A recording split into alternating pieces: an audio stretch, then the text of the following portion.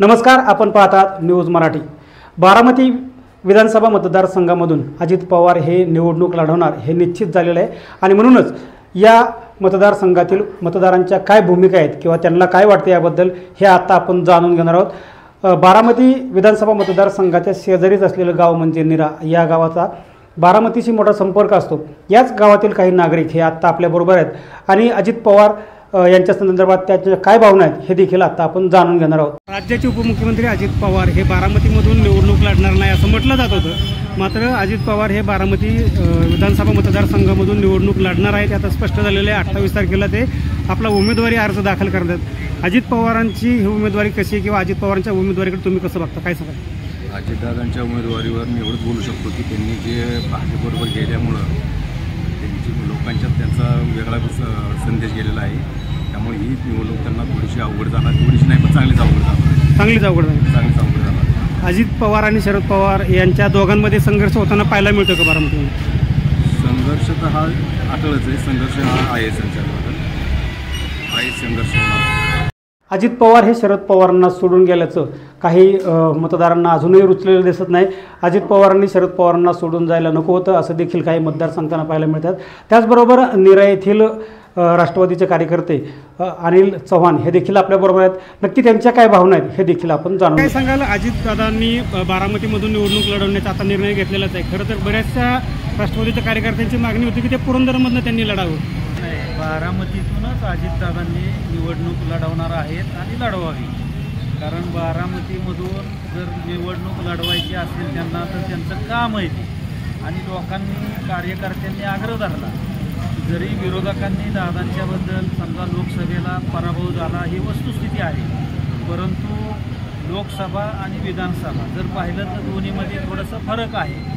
कारण महाराष्ट्रामध्ये काम करत असताना एक धडाकेबाज म्हणून अजितदादांच्याकडं काम करणारा नेता पाहिलं जातं, आणि बारामतीमध्ये विधानसभेच्या माध्यमातून उपमुख्यमंत्री पदाच्या माध्यमातून अर्थ खातंसुद्धा सांभाळत असताना कोट्यावधी रुपयाची तिथं निधी आणून एक विकास गंगा त्यांनी आणण्याचं काम केलेलं आहे। त्याच्यामुळं बारामतीमध्ये अजितदादांना फार मोठं मताधिक्य मिळणारे त्या ठिकाणी कोणीही उमेदवार असो, परंतु बारामतीची जनता अजितदादांच्याच मागं उभं राहील ही मला खात्री आहे।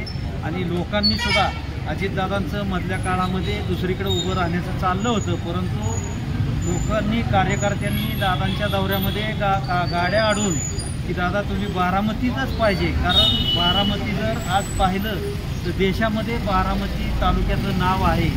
जर नाव बारामती तालुक्याचं असेल म्हणजे काहीतरी बारामती तालुक्यामध्ये विकास असल्याशिवाय तर त्याचं नाव होत नसतं, आणि ह्याचं श्रेय संपूर्ण अजितदादांना जातं। त्या पद्धतीने अजितदादांनी बारामतीमध्ये काम केलेलं आहे, त्यामुळं अजितदादा हे बारामतीतूनच उभे राहणार आहेत आणि निवडणूक लढून मोठ्या मताधिक्याने त्या ठिकाणी ते निवडून येतील हे आमच्यासारख्या कार्यकर्त्यांना खात्री आहे। राष्ट्रवादीची धर्मनिरपेक्ष विचारधारा असून अजितदादा हे धार्मिक किंवा धर्माचा पकडा असलेल्या भाजपबरोबर गेलेले आहेत, त्याच्यामुळं राष्ट्रवादीचा जो मतदार आहे तो अजितदादांपासून दुरावलेला आहे। तो कसा येईल अजितदादापर्यंत येईल काय सांगा? अजितदादांच्या कामाच्याबद्दल लोकांना खात्री आहे। अजितदादा जे गेलेले आहेत, विकासाचं जर करायचं असेल तर सत्तेत राहणंही तेवढंच महत्त्वाचं आहे।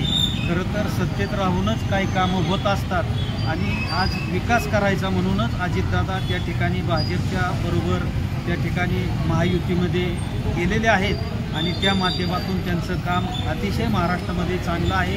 आत्ताच आपण पाहिलं असेल लाडकी बहीण योजना असेल, त्याचं काम आज खेड्यापाड्यापर्यंत प्रत्येक भगिनीला त्या ठिकाणी 1500 रुपये जवळजवळ 7,500 रुपये दिलेले गेलेले आहेत। आज आपण पाहतो की महिलांना सुद्धा कुठंतरी स्वतःच्या खात्यावर स्वतःला त्या ठिकाणी 1,500 रुपये महिना, मग मुलांचं शिक्षण असेल, आरोग्य असेल किंवा त्यांचं काय वैयक्तिक कारण असतं, आज पाहतोय आपण की महिलांना कामधंदा नाही किंवा इतर अडचणीला सामोरं जावं लागतं। त्यामुळं लाडक्या बहीण योजनेमध्ये महिलांना एक चांगलं त्या ठिकाणी ही योजना आहे, आणि प्रत्येक महिलेपर्यंत हे पैसे पोचलेले आहेत, आणि ही कामं सर्व ह्या महायुतीच्या माध्यमातून खरं तर चाललेली आहेत। भविष्यामध्ये अशीच चांगली लोक उपयोगी कामं किंवा लोकांचे निर्णय हे महायुतीच घेऊ शकते हे आमच्यासारख्या। अजित पवार जर पुरंदरमध्ये उभे राहिले असते तर त्यांना पाठिंबा मिळाला असता का किंवा त्यांचा विजय सुखकर झाला असता? नक्कीच पुरंदरमध्ये सुद्धा उभे राहिले असते तर अजितदादांचं काम काम आहे आणि बारामती लगतच हा पुरंदर जोडलेला भाग असल्यामुळं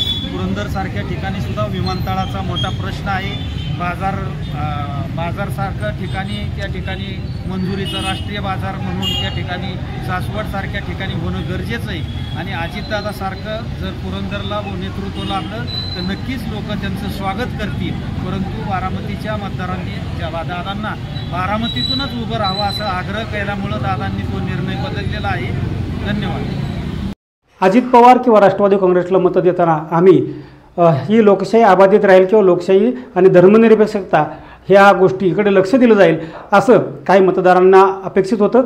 आणि तरी देखील अजित पवारांनी जो राष्ट्रवादी काँग्रेसला सोडून किंवा शरद पवारांना सोडून भाजपशी जो घरोबा केलेला आहे तो काही मतदारांना अजूनही पटलेला दिसत नाहीत. त्यांच्या देखील काही भावना आहेत हे आता आपण जाणून घेणार आहोत. महाराष्ट्राने त्या पवार कुटुंबाचा तमाशा पाहिलेला आहे. ज्या विश्वासावर आम्ही त्यांना निवडून दिलं होतं की ते एका कुटुंबात आहेत आणि एक चांगलं धर्मनिरपेक्ष राजकारण करतात, लोकशाहीला पोषक राजकारण करतात. पण आज आपल्याला तिथं दिसलं की ईडीची चौकशी लागल्यानंतर काहीतरी कारणं दाखवून ते सरकारमध्ये जमा होतात आणि भाजप पण त्यावेळेस त्यांचा ईडीचा स्वीकार करून आपली सत्ता निर्माण करते. तर ह्या दोन्हीही मदारीचा तमाशा पाहिला आहे आपण. राष्ट्रवादी असेल, शिवसेना असेल, भाजप असेल. तर मला जनतेला एक आव्हान करायचं आहे की आत्ता आपल्याला रोजगारावर कोण बोलतंय, आपल्याला एका लोकशाहीकडं कोण नेत आहे, आपले तरुण पिढ्या शिकलेले आहे त्यांना रोजगार कोण देत आहे, महागाई कोण कमी करते. जरी लाडके बहिणीचे 1,500 त्यांनी दिले असतील तर त्यांनी ते काय उपकार केलेले नाहीत, कारण ते जनतेचाच पैसा आहे. जनतेला दिला म्हणून त्यांनी काय मोठं काम केलं नाही. ह्याच्या मागे पूर्वी कुठल्याही योजना राबल्या नाहीत किंवा त्या अंमलात आणल्या नाहीत.